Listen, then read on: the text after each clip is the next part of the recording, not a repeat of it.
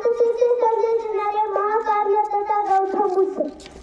स्वराज्याचे जनक छत्रपती बहुजन प्रतिपालक शिवाजी महाराज, आरक्षणाचे जनक राजश्री शाहू महाराज, स्त्री शिक्षणाचा प्रमुख जनक माता सावित्रीबाई फुले, महात्मा ज्योतिबा फुले, राष्ट्रसंत भगवान बाबा, राजमाता आईसाबाई होळकर, माता जिजाऊ, माता भीमाई, माता रमाई, भारताचे सुशासनीय निकाय म्हणून डॉक्टर APJ अब्दुल कलाम, भारतीय घटनेचे प्रमुख शिल्पकार, बुद्धिस्ट व परमपूज्य क्रांती सूर्य विश्वरत्न